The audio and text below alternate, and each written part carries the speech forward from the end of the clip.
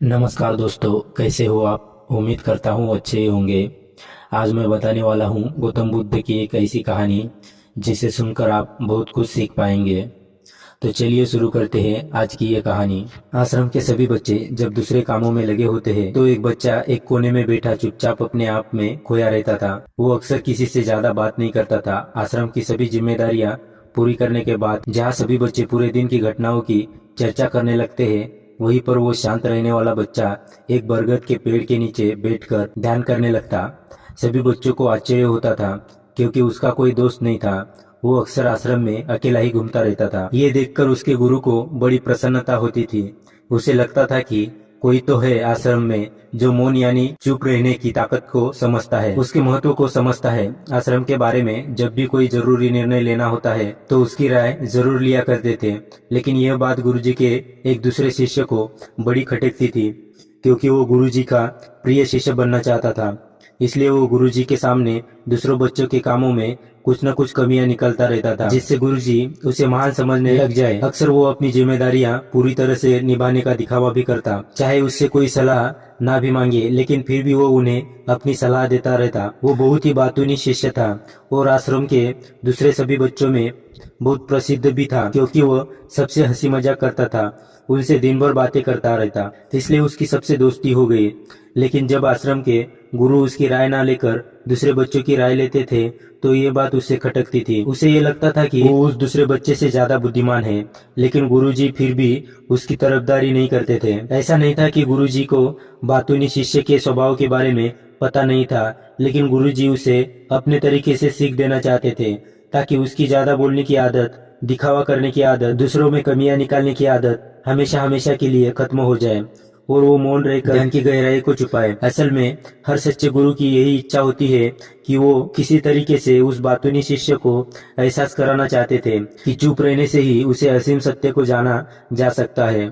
उस विराट का एहसास चुप होकर ही किया जा सकता है। एक दिन गुरुजी को एक तरीका सूझा। उन्होंने आश्रम के सभी बच्चों को अपने पास बुलाया और कहा कि मैं तुम सभी को दो दो हिस्सों में बांटकर अलग अलग गांवों में भिक्षा मांगने के लिए भेज रहा हूँ, और जो भी दो बच्चे सबसे ज्यादा भीख मांग कर लाएंगे उन दोनों को आश्रम की सभी जिम्मेदारियां निभाने का मौका दिया जाएगा।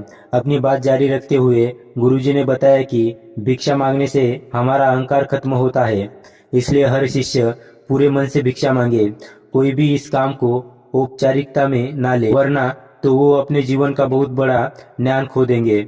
आश्रम के गुरुजी ने जानबूझकर बातूनी शिष्य और चुप रहने वाले शिष्य की जोड़ी बना दी। बातूनी शिष्य के मन में सिर्फ एक ही बात चल रही थी कि इस बार उसे मौका मिला है और इस बार वो गुरुजी को दिखा देगा कि वो चुप रहने वाले शिष्य से कितना ज्यादा प्रतिभावान है। दोनों शिष्यों ने आपस में अपनी सहमति से निर्णय लिया कि दोनों गांव के अलग अलग जगह से भिक्षा मांगना शुरू करेंगे ताकि भिक्षा मांगने का काम जल्दी खत्म किया जा सके। चुप रहने वाला शिष्य हर द्वार पर जाकर अपने हाथ जोड़कर अपना शिक्षा पत्र उनके सामने कर देता।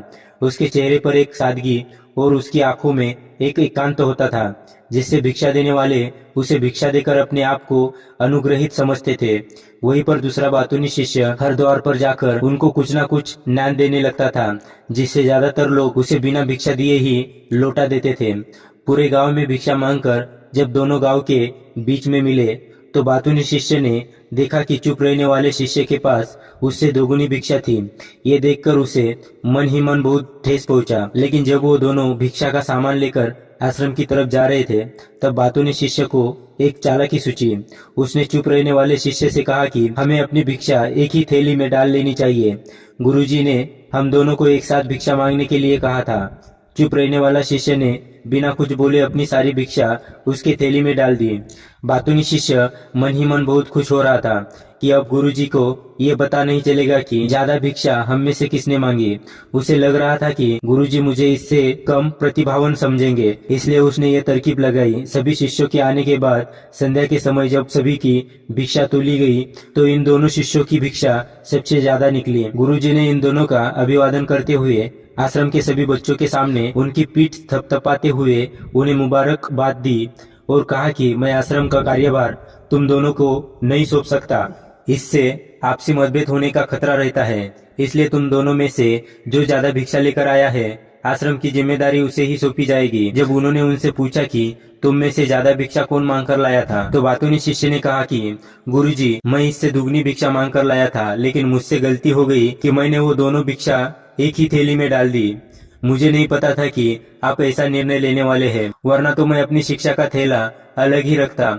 इस पर गुरुजी ने चुप रहने वाले शिष्य से पूछा कि क्या तुम इसके बाद से सहमत हो? क्या तुम इससे कम भिक्षा लेकर आए थे? ये सुनकर चुप रहने वाला शिष्य ने कहा कि गुरुजी, मेरे पास ऐसा कोई साधन नहीं है जिससे मैं ये साबित कर पाऊँ कि मैं इससे ज्यादा भिक्षा लेकर आया था। असल में ये उल्टा बोल रहा है। दुगनी भिक्षा मैं लेकर आया था, ये मुझसे आधी भिक्षा लेकर आया था और इसी ने मुझे भिक्षा एक थैली में डालने की बात की थी। आश्रम के कुछ दूरी पर एक पहाड़ी थी जिसके पीछे सूरज अभी भी संध्या के समय ढल रहा था। गुरुजी को तो पता था कि सच कौन बोल रहा है, लेकिन बाकी बच्चों के सामने सच साबित करने के लिए उन्होंने उन दोनों से एक सवाल पूछा कि पीछे पहाड़ी पर तुम्हें क्या दिखाई दे रहा है? यह सुनकर वाचाल शिष्ट झट से बोल पड़ा कि गुरुजी, पहाड़ी के पीछे सूरज अपना रंग बिखेर रहा है, आसमान में लालिमा छाई हुई है, ये बहुत ही सुंदर दृश्य है। वो तो और भी बहुत कुछ कहना चाहता था, लेकिन गुरुजी ने उसे चुप करते हुए दूसरे शिष्य से जवाब जानने के लिए जब उसकी तरफ देखा तो उसकी आंखों में आंसू भरे हुए थे। श्रद्धा, भक्ति और प्रेम से उसकी आंखें भर आई थी। गुरुजी को उससे पूछने की जरूरत ही नहीं पड़ी। गुरुजी ने सभी बच्चों को संबोधित करते हुए कहा कि मैंने सवाल किया था कि पहाड़ी के पीछे तुम्हें क्या दिखाई दे रहा है? ज्यादातर लोगों को यही दिखाई देगा कि एक बहुत सुंदर दृश्य है, लेकिन मजे की बात यह है कि सुंदरता बोलकर नहीं बताई जा सकती है, उससे महसूस किया जा सकता है और सामने वाला उस सुंदरता को आपकी आंखों में देख पाता है। चुप रहने वाले शिष्य की तरफ इशारा करते हुए गुरुजी ने कहा कि असल में सुंदरता इसी बच्चे ने देखी है। दूसरे बच्चे ने सिर्फ सुंदरता की उपव्याख्या की है, लेकिन उसने वास्तविकता में उस सुंदरता को महसूस किया है। अपने आप को ऊंचा दिखाने की सभी कोशिश नाकाम होती। एक वाचल शिष्य वहीं पर फूट फूट कर रोने लगा। उसको चुप कराते हुए गुरुजी ने कहा कि बेटा, मुझे पहले से पता था कि तुम झूठ बोल रहे हो, लेकिन मैं तुम्हें उस झूठ का एहसास कराना चाहता था। सभी बच्चों को संबोधित करते हुए गुरुजी ने बताया कि शब्द जाल की तरह होते हैं। हमारे ज्यादा बोलने की वजह से बहुत सारी समस्याएं पैदा होती है।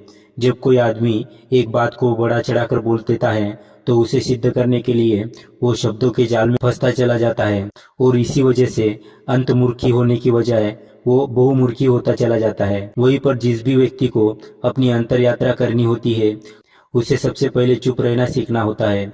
जरूरत से ज्यादा बोलना या फिर हर वक्त बोलते ही रहना, ये सब हमारी अंतर यात्रा में बाधा बन जाती है। जब आप चुप रहने का अभ्यास करते हैं तो आप अपने साथ वक्त बिताने लगते हैं, जिससे कि आप अपने एकांत को जान पाते हैं। और एक बार अगर मन में एकांत स्थापित हो जाए तो आपकी आंखों में, आपके चेहरे पर वो सादगी, वो एकांत, वो स्पष्टता की झलक सब कुछ सामने नजर आने लगता है। कुछ साबित करने को नहीं रहता, कुछ बताने को नहीं रह जाता, सब कुछ आंखों के सामने आ जाता है। चुप रहने वाले शिष्य की तरफ इशारा करते हुए गुरुजी ने कहा कि अभी जो दृश्य है इस बच्चे ने देखा, वो ज्यादा बोलने वाला आदमी कभी नहीं देख पाएगा। वो अपनी बुद्धि से सतर्क वितर्क करता रहेगा कि उसे क्या क्या दिखाई दे रहा है, लेकिन उसमें से वो महसूस कुछ भी नहीं कर पाएगा। उसे दिखाई दे जाएंगे पहाड़, सूरज या फिर उसकी लालिमा, लेकिन उस सुंदरता को, उस विराट को, उस अद्वैत को वो कभी नहीं देख पाएगा। अगर चुप रहने वाले की कला सीखनी है तो तुम्हें सबसे पहले एक बात ध्यान रखनी होगी कि तुम्हें किसी को भी प्रभावित करने की कोशिश नहीं करनी है। ज्यादातर लोग इसी वजह से ज्यादा बोलते हैं क्योंकि वो दूसरों को प्रभावित करना चाहते हैं, अपने आप को साबित करना चाहते हैं और उस साबित करने के चक्कर में वो शब्दों के जाल में फंसते चले जाते हैं और धीरे धीरे वही उनकी आदत बन जाती है। अगर कोई व्यक्ति दूसरों को प्रभावित करना चाहता है तो वो कितने लोगों को प्रभावित कर पाएगा, उसकी ये भूख बढ़ती जाएगी और वही संसार में सभी को कभी भी प्रभावित नहीं कर पाएगा। इसलिए ये समझने की बात होती है कि बहुमुखी होने के बजाय हम अंतर्मुखी होकर अपने आप को समझ सकते हैं। अपनी बातों को खत्म करते हुए गुरुजी ने अपना आखिरी संदेश दिया। उन्होंने बताया कि अगर कोई व्यक्ति ज्यादा समय तक चुप नहीं रह सकता तो उसके थोड़े समय से अभ्यास करना चाहिए। निश्चित संकल्प लेकर किसी व्रत की भांति दिन में कुछ समय या फिर हफ्ते में कुछ समय या फिर एक दिन चुप रहने का अभ्यास जरूर किया जाना चाहिए। इससे हमारी चुप रहने की आदत धीरे धीरे खुद ब खुद पनपने लगती है, क्योंकि एक बार जब हम चुप रहने लगते हैं तो हमें चुप रहने का आनंद पता चल जाता है। उसके बाद हमें प्रयास नहीं करना पड़ता। बल्कि हमारा मन आनंद की तरफ अपने आप बढ़ता चला जाता है। चुप रहने की कला सीखने के बाद आपकी बुद्धिमानी और आपकी स्पष्टता दोनों में बहुत ज्यादा फायदा होगा। वास्तविकता में जिसे दर्शन कहते हैं वो मौन रहकर ही किया जा सकता है।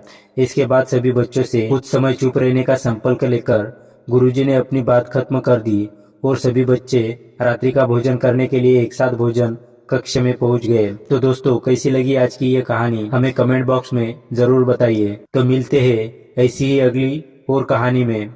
तब तक के लिए अपना ख्याल रखें और आप इस चैनल पर नए हो तो चैनल को सब्सक्राइब जरूर करें। धन्यवाद। नमो बुद्धाय।